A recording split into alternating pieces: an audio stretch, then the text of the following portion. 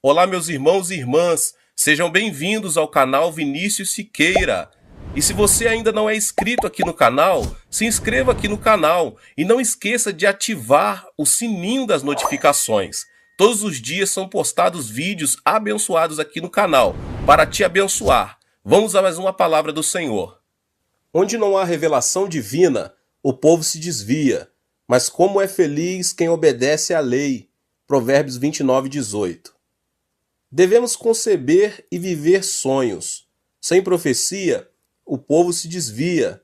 Sem profecia, ou seja, sem visão, não há esperança no amanhã. A galinha deve chocar o ovo para que o pintinho consiga quebrar a casca. Devemos conceber os sonhos e as visões de Deus, para que esse sonho e essa visão rompam a casca e deem a luz na realidade física. Que sonhos você tem? É um sonho carnal ou um sonho que provém de Deus? É importante separar isso, porque mesmo os sonhos de lascívia se manifestam na terceira dimensão física. Existe uma grande diferença entre o desejo carnal e um sonho saudável. O sonho se distingue pela esperança no amanhã e não se relaciona com a injustiça e o pecado. Em contrapartida, o desejo carnal sempre mantém relação com a ilegalidade e o pecado. Existe uma razão pelo qual Moisés fracassou em seu plano para salvar seu povo quando era jovem. Seu fracasso se deu ao fato de que ele sonhou segundo seu próprio critério. Por mais que um sonho seja bom ou agradável, se ele não provém de Deus, não é mais que uma ambição humana. Abraão e José superaram a dificuldade porque sonharam juntamente com Deus. Existe um sonho que provém de Deus, que recebemos por meio da comunhão com Ele. Deus nos faz sonhar por intermédio da Bíblia, do Espírito Santo, da pregação ou em um momento de oração. O sonho de Deus é imenso em comparação com o sonho do homem.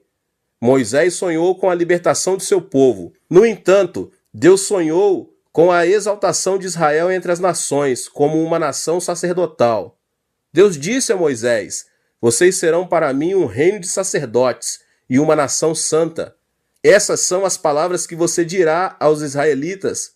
Êxodo 19:6. Assim, o sonho de Deus é maior e mais amplo. É por essa razão que devemos sonhar os sonhos ilimitados de Deus e devemos agarrar-nos a esse sonho por toda a vida, como José fez. É aí que o sonho de Deus nos faz superar qualquer tipo de circunstâncias e obstáculos. O sonho que provém de Deus pertence à quarta dimensão. É o sonho que domina e se manifesta na terceira dimensão. Eu o convido agora a avaliar o sonho que você guarda em sua quarta dimensão e modificar seu sonho da seguinte forma. Primeiramente, espere coisas grandes e ocultas. O sonho que provém de Deus pertence à quarta dimensão. É o sonho que domina e se manifesta na terceira dimensão.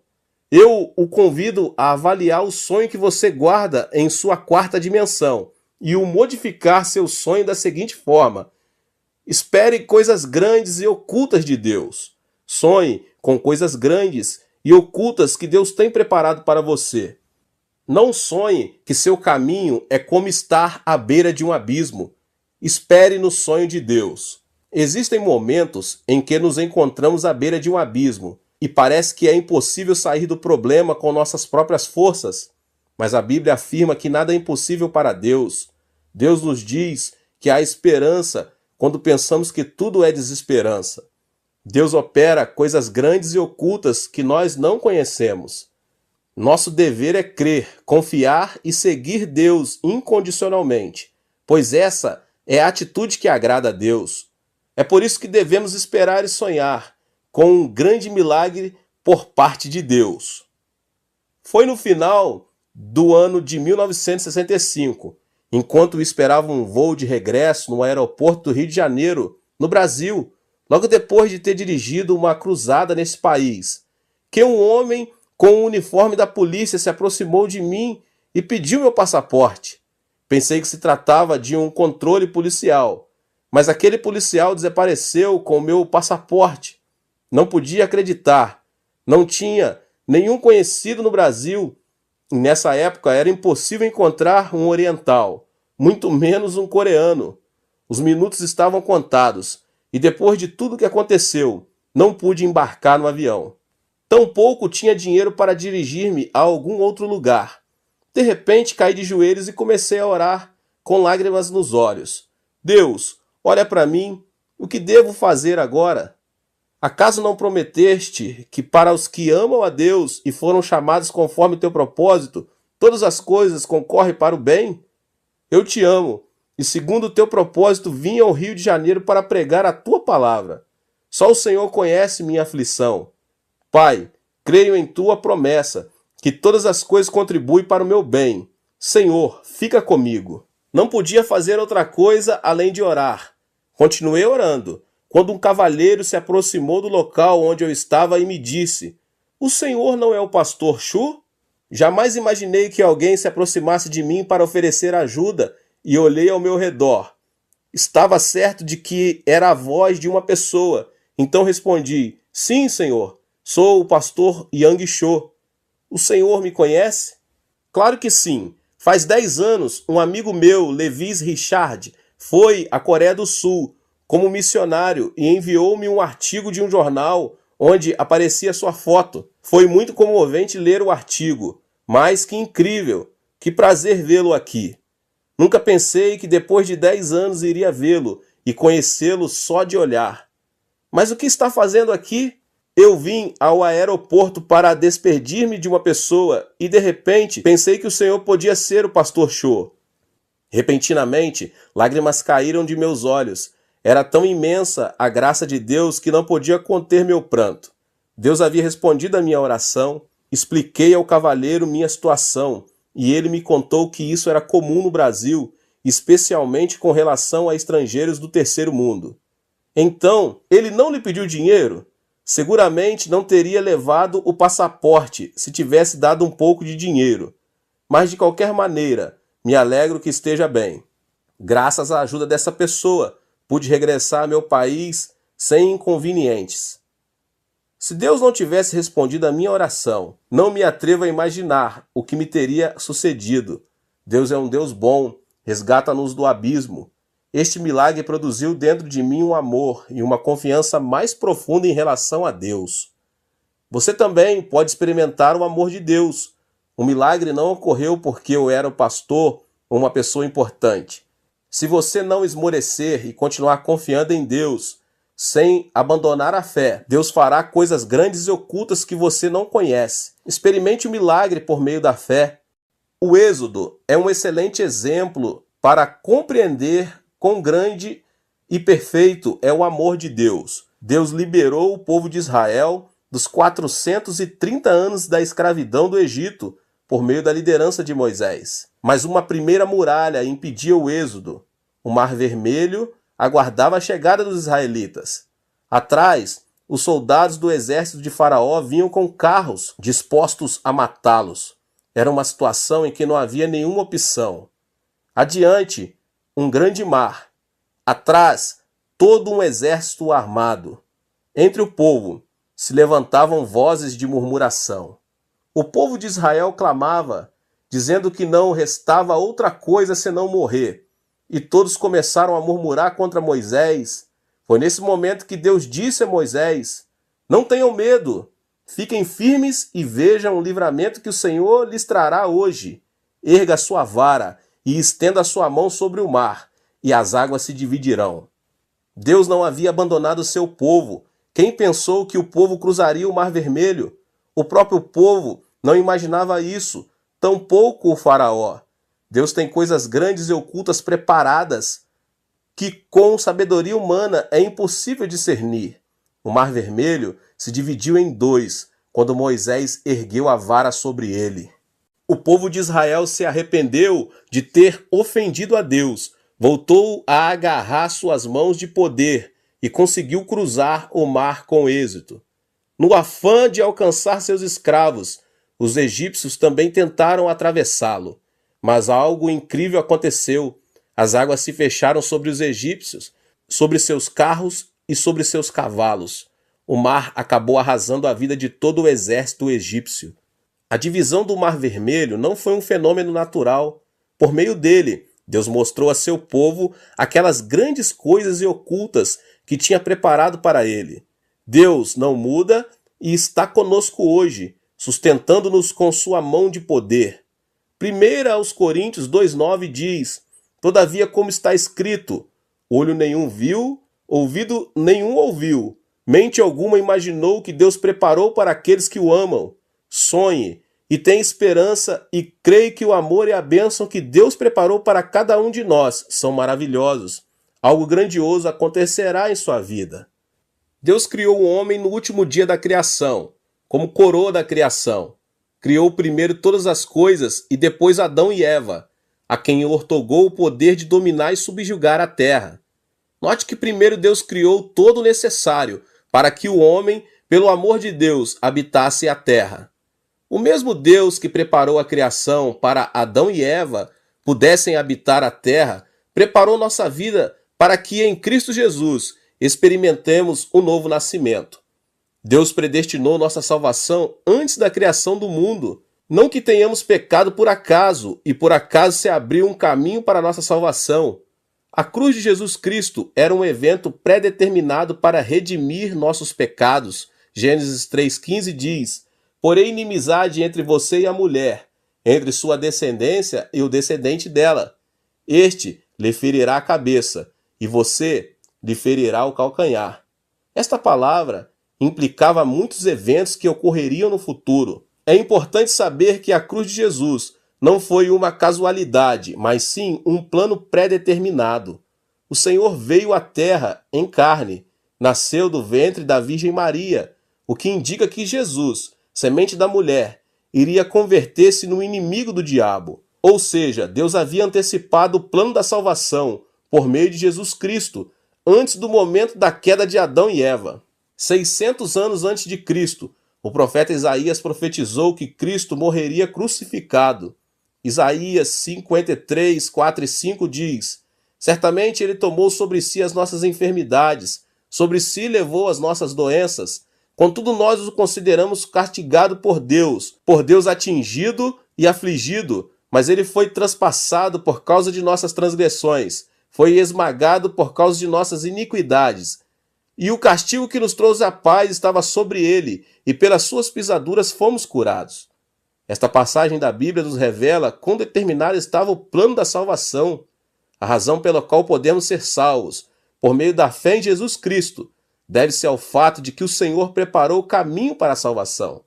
Foi-nos revelado o segredo de que, por meio da fé em Jesus Cristo, recebemos o perdão dos pecados, justificação e salvação.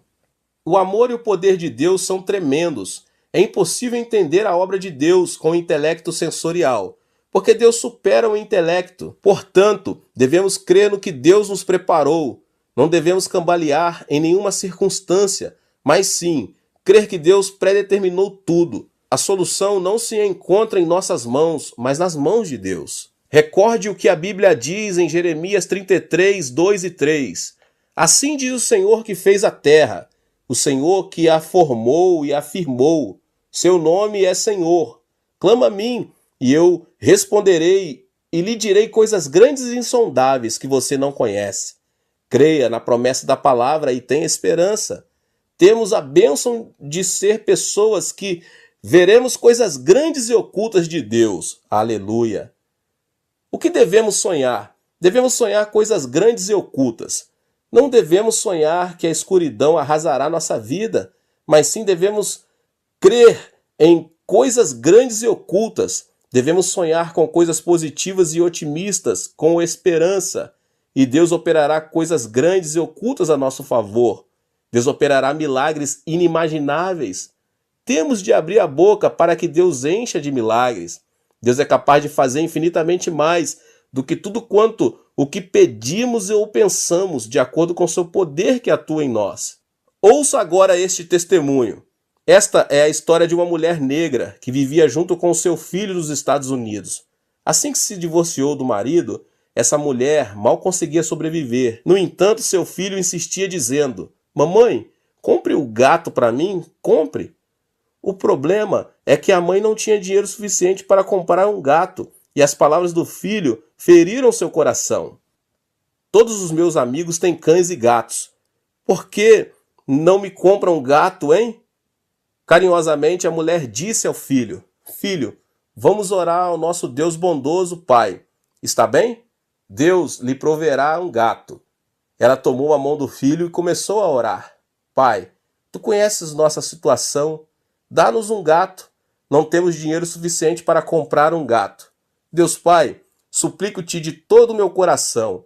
Tem misericórdia de nós. Em nome de Jesus, amém. Assim que terminara a oração, o filho perguntou: Deus nos dará mesmo um gato? Sim, querido. Nada é impossível para Deus. Um gato não será nada difícil para ele. Esperemos o gato e continuemos orando. Deus ouve nossas orações. Esperemos e sonhamos. A mulher continuou orando junto com o filho.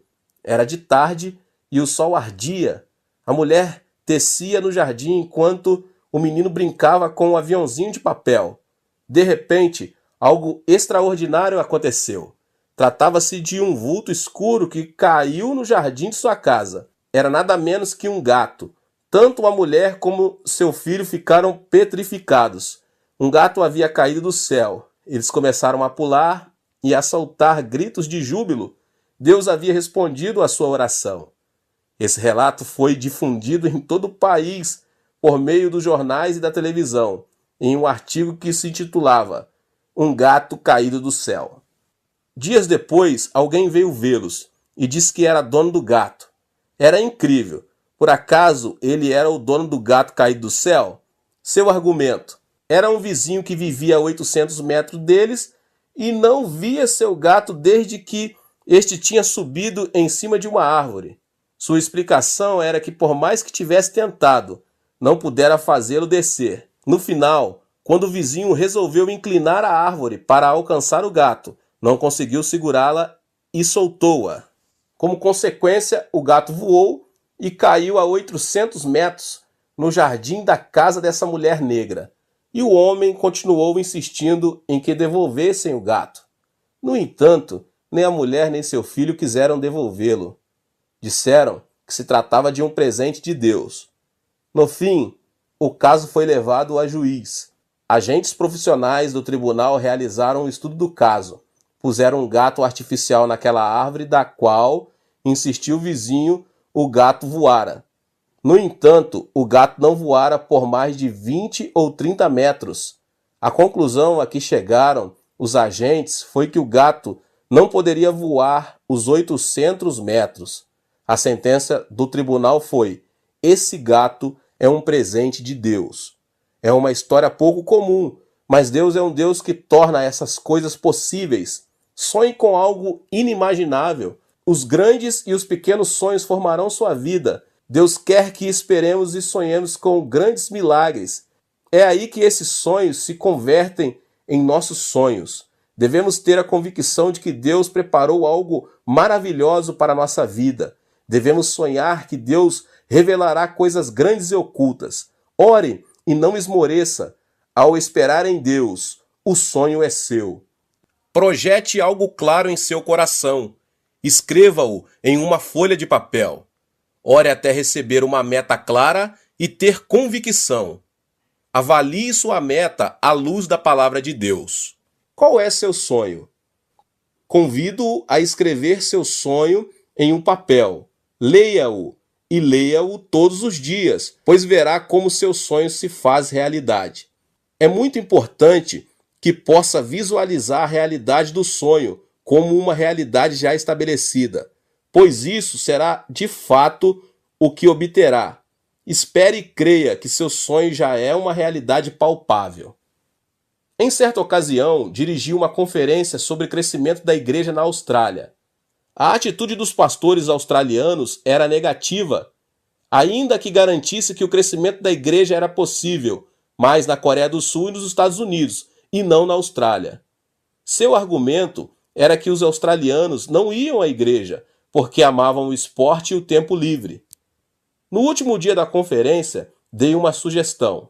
Preparem um lápis e um papel e escrevam a meta da igreja a ser alcançada no final de 2 anos. Escrevam o número de pessoas da congregação que desejam ter nesse tempo. Todos começaram a escrever seus sonhos.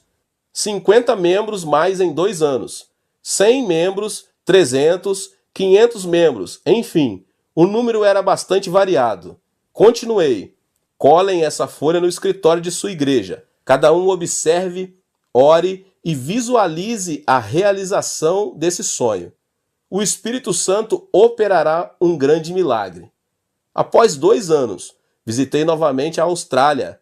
Nessa ocasião, o presidente das Assembleias de Deus desse país, com lágrimas em seus olhos, disse-me: Pastor, fazia 10 anos que minha igreja não crescia, mas sonhei, orei e alcançamos 100% de crescimento nesses 2 anos. Não só a minha igreja, mas todas as igrejas da Austrália estão crescendo. Era um testemunho vivo de alguém que se atreveu a sonhar e a orar. Graças ao princípio da visualização, uma das igrejas da Austrália cresceu, a ponto de que o número de membros chegou a milhares. Sonho em implantar no mínimo 500 igrejas em toda a Coreia do Sul. Visualizo de dia e de noite, porque sei que tenho uma meta e um plano específico a alcançar. Também tenho o sonho de dirigir cruzadas de multidões em todo o mundo. É um desejo de pregar o evangelho a todas as nações do mundo. Eu me levanto, eu me deito e vivo com o sonho. A visualização do sonho produz fé e a obra do Espírito Santo. Devemos conceber o sonho de Deus, porque o sonho de hoje se tornará a orientação que criará o futuro. Conheci um pastor chamado Cabré em uma viagem missionária na América do Sul. O pastor Cabré testemunhou-me as grandes obras que Deus estava fazendo em sua vida. Uma mulher tinha vindo receber oração junto com seu filho, que não tinha uma orelha. O pastor Cabré, visualizando o menino com uma formosa orelha, começou a orar com muito fervor. Depois de pouco tempo, uma espécie de nódulo começou a formar-se na parte onde o pastor impôs as mãos. Ele continuou orando para que Deus criasse uma formosa orelha. E ensinou a mãe do menino a dizer: olhe, que linda orelha você tem. O pastor disse a ela que acariciasse o menino, visualizando a orelha. Mas nada acontecia. O pastor voltou a orar pelo menino, visualizando uma formosa orelha. Quando abriu os olhos, não podia crer no que via. O tamanho do nódulo aumentara na forma de um leque. Era um milagre de Deus. O que você desenhar hoje na fé, com a ajuda do Espírito Santo, é o que obterá no dia de amanhã. A meta do sonho da 4ª dimensão deve ser específica, porque a realidade física da 3ª dimensão não é abstrata, mas uma dimensão específica. Estabeleça e visualize a meta. Você também deve orar até obter uma meta clara e determinada. O jejum serve para clarear nossa 4ª dimensão, ou seja, para definir mais especificamente nossos sonhos. É por meio do jejum que conseguimos abandonar o ego que diz: posso fazer tudo, e voltar-se para Deus a fim de ser transformados. A mudança da 4ª dimensão ocorre quando há uma mudança em nós mesmos e quando reconhecemos detalhadamente o sonho que Deus tem para nós. Portanto, desde que essa meta clara e específica seja revelada em sua vida por meio da oração. É preciso estabelecer metas mediante a cruz. Todo atleta, todo chefe de família, todo paciente tem uma meta a alcançar. É nosso dever sonhar esses sonhos a partir de uma perspectiva distinta. Devemos olhar para a cruz de Jesus Cristo e sonhar especificamente que fomos salvos da enfermidade do espírito, da alma e do corpo, assim como das circunstâncias. Não devemos deixar-nos influenciar pelo estado atual de nosso espírito, de nosso corpo e de nossa alma, nem pelas circunstâncias. E assim, aceitar o sonho de Cristo. Em 1 Pedro 2,24 encontramos: Ele mesmo levou em seu corpo os nossos pecados sobre o madeiro, a fim de que morrêssemos para os pecados e vivêssemos para a justiça. Por suas feridas vocês foram curados. Devemos aceitar o sonho de Cristo mediante a cruz. A desordem mental será sanada e veremos o poder de Deus. Devemos visualizar a bênção de Abraão e a meta de nossos sonhos mediante a cruz. É preciso desfazer a desordem mental da maldição e da pobreza e aceitar a bênção e a prosperidade de Abraão que há em Cristo, pois é esse o sonho que Cristo tem para nós. Gálatas 3,13 diz: Cristo nos redimiu da maldição da lei, quando se tornou maldição em nosso lugar, pois está escrito: maldito todo aquele que for pendurado no madeiro. Devemos estabelecer metas mediante a cruz de Cristo. A meta final do cristão não se encontra neste mundo, mas se estende até o reino eterno. Em 2 Coríntios 5,1 diz: sabemos que, se for destruída a temporária habitação terrena em que vivemos, temos da parte de Deus um edifício, uma casa eterna nos céus, não construída por mãos humanas. Ponha seus olhos em Jesus, que levou a cruz sobre si, e sonhe. Nossa esperança não se limita ao que é terrestre, antes vai além dos céus. É preciso que você comece pelo pequeno. Assim como um bebê cresce na incubadora, deixe que seu sonho vá crescendo. Caminhe junto ao Espírito Santo, seja fiel no pouco e supere as adversidades. Uma vez que tenha concebido um sonho mediante a cruz, você deve semeá-lo para depois colhê-lo. Apesar das circunstâncias, se você consegue semear a semente do sonho que concebeu com a ajuda do Espírito Santo, essa semente dará fruto, crescerá, vencerá e transformará a terceira dimensão. O sonho transformará a morte em vida, a escuridão em luz, a pobreza em riqueza. A mudança de vida se origina de uma mudança de sonho na quarta dimensão. Sonhe, semeie e realize seu sonho. Prepare-se para a realização do sonho. Todos desejam uma mudança na vida e a realização de seus sonhos, mas são poucos os que se preparam para isso. Para alcançar o sonho, é imprescindível a preparação. Se você tem um sonho, deve ter convicção de que o sonho será alcançado e agir como se já tivesse realizado. Daí a necessidade de preparação. Para aquele que não se prepara, seu sonho continuará sendo um sonho e será difícil alcançá-lo. O templo central da Igreja do Evangelho Pleno de Ioldo, utilizado hoje, é um templo que foi reconstruído e ampliado de dentro para fora. Ao ver que minha igreja apresentava um crescimento explosivo, fiz um plano de construção de um complexo ao redor de um templo central, o departamento de educação, 2 centros para as missões e um edifício para o jornal diário. Também senti que devia reconstruir o complexo do Monte da Oração, porque sabia que muita gente necessitava de ter uma comunhão mais íntima com Deus em um lugar isolado da cidade. Mas só contava com $2.000 no bolso. O custo aproximado da construção era de $2 milhões. Mas Deus proveu todos os recursos. Deus é meu capital. Lembre-se, a visão e a paixão precedem as finanças, porque Deus provê nossas necessidades. Existem prioridades na obra de Deus. Primeiro, devemos avaliar se algo é da vontade de Deus. Segundo, devemos estabelecer metas claras. Terceiro, necessitamos ter paixão para alcançar a meta.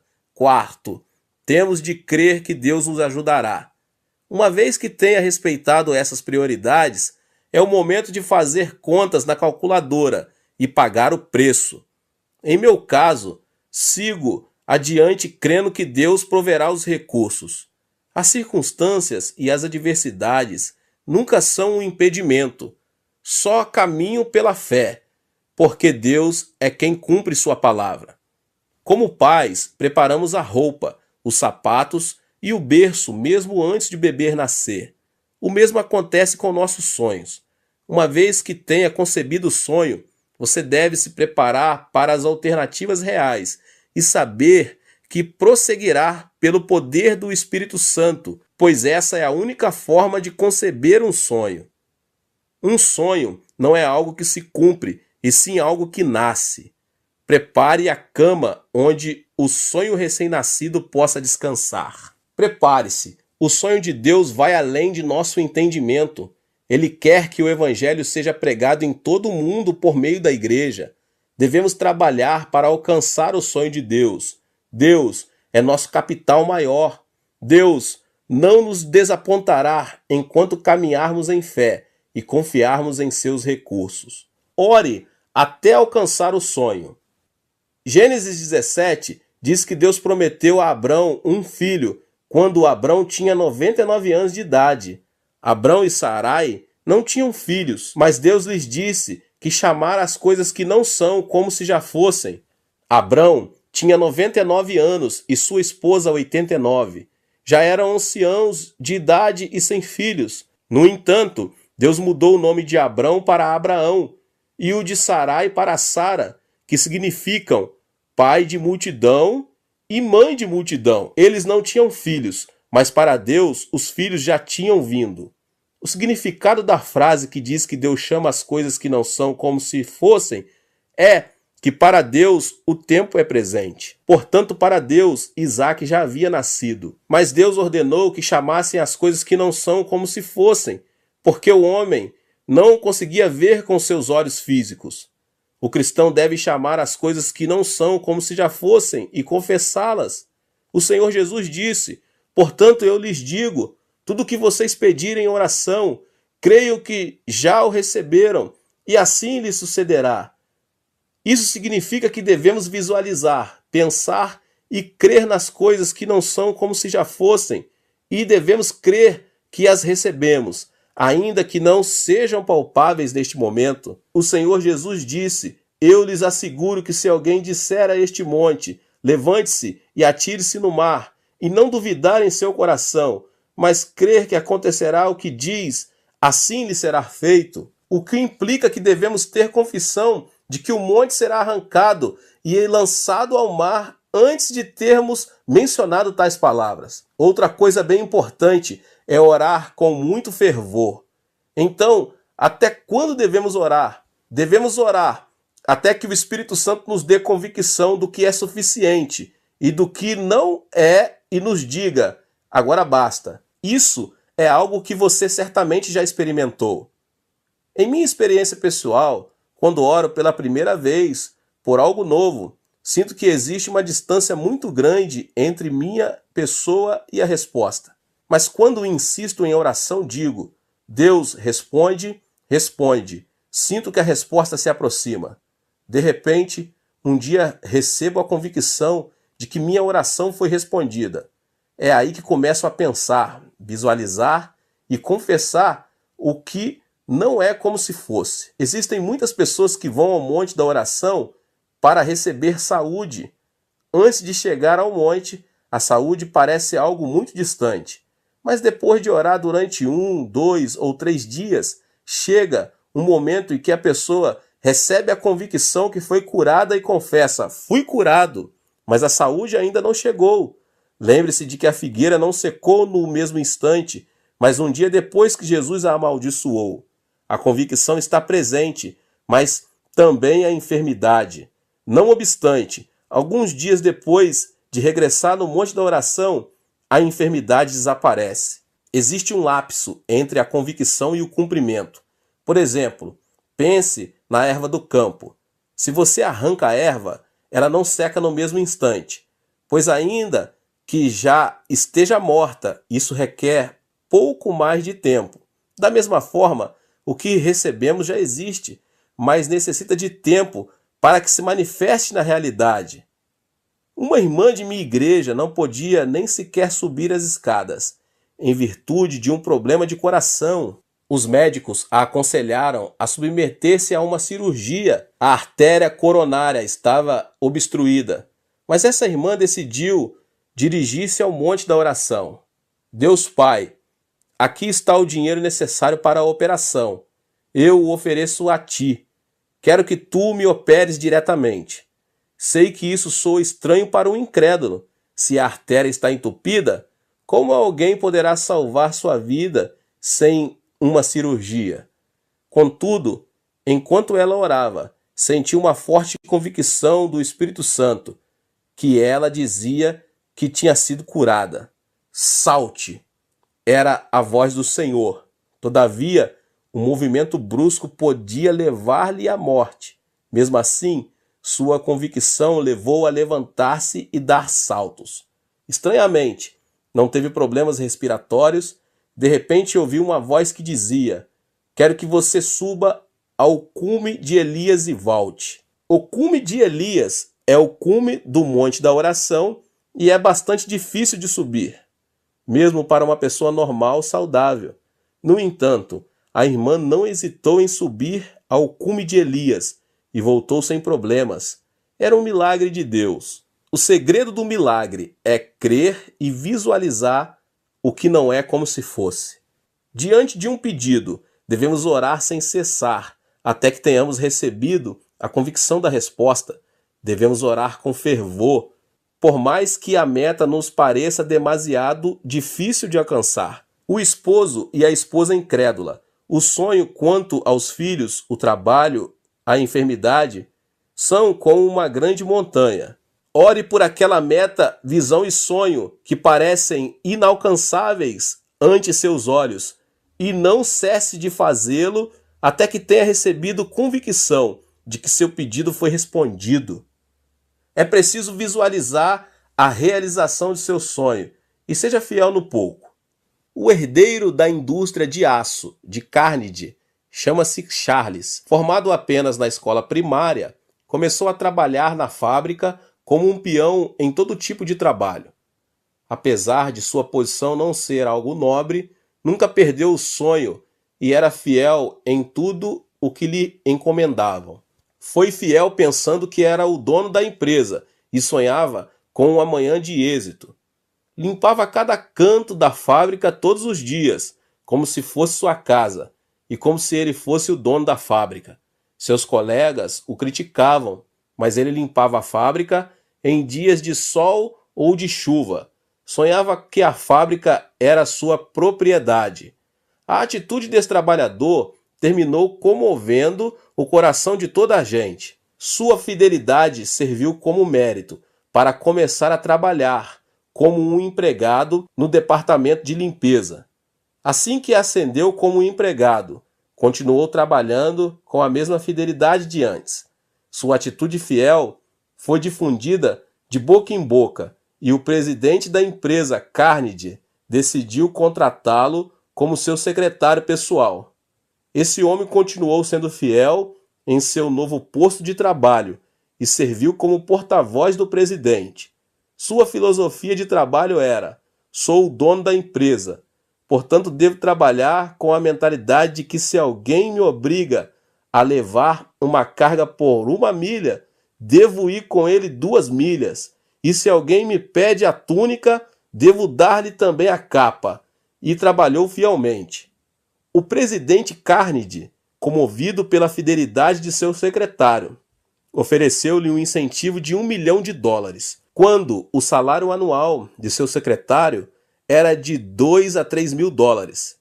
E à vista de todos os seus empregados, Carnegie disse que o sonho e a fidelidade de Charles era algo imensurável. Quando chegou o momento da aposentadoria de Carnegie, todos os empregados começaram a se perguntar quem iria sucedê-lo nessa grande empresa. Alguns afirmavam que algum graduado da Universidade de Harvard ou Princeton ou algum filho de um empresário importante iria substituí-lo no cargo de presidente.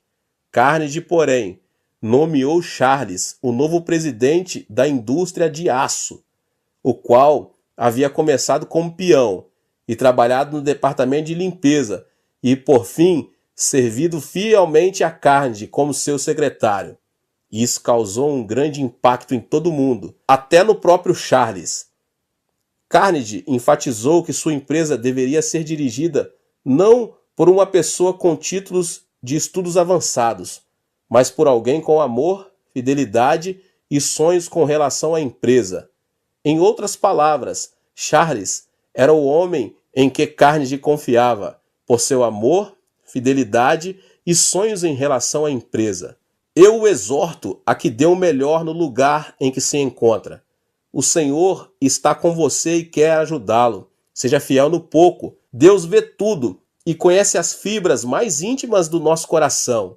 Deus nos exaltará a seu tempo, Ponha seu olhar em Deus e seja fiel no que lhe foi confiado. O túnel da aflição leva-o à realização do sonho. Não se alcança o sonho por acaso. É necessário que se passe primeiro pelo túnel da aflição. Ou seja, existe um preço a pagar. É por meio da aflição que abandonamos nosso ego e confiamos em Deus. Deus usa a aflição como uma ferramenta para nos quebrantar, para fazer-nos voltar a seu caminho. Deus predestinou todas as coisas para a nossa vida. Deus nos abençoa à medida que caminhamos e não nos afastamos do caminho que Ele preparou. É imprescindível visualizar e pagar o preço para alcançar o sonho. A aflição é o plano de Deus para quebrantar nosso ego e fazer-nos obedientes a Ele. A aflição ajuda nossa fé a crescer e a faz mais vigorosa. Só aquele que experimentou a aflição e a tribulação poderá alcançar seu sonho e destacar-se por sua firmeza. Os músculos do braço adquirem força por meio do exercício. Da mesma forma, os músculos de nossos sonhos ganham força por meio da aflição e da tribulação. A aflição é a semente que leva consigo um sonho e uma esperança maior. É como um túnel e você precisa ultrapassá-lo. A aflição é o túnel que nos leva ao sonho. Se você se nega a passar pelo túnel, seu sonho jamais poderá ser alcançado. É necessário passar para o outro lado do túnel. É através do túnel da tribulação que conseguimos chegar a um mundo mais amplo de sonhos e de esperanças. Em 1 Pedro 1,7 diz: assim acontece para que fique comprovado que a fé que vocês têm, muito mais valiosa do que o ouro que perece, mesmo que refinada pelo fogo, é genuína e resultará em louvor, glória e honra quando Jesus Cristo for revelado. A aflição é como um prato de comida que se encontra sobre uma mesa chamada sonhos, porque o sonho tem um preço. É necessário comer a aflição para alcançar o sonho. O sonhador recupera as forças ao alimentar-se da aflição, para seguir adiante. Para quem sonha, a aflição e a tribulação não significam nada, porque quem sonha sabe que a aflição é a parte do processo para chegar à realização de seu sonho. Deus abençoe a vida de cada um.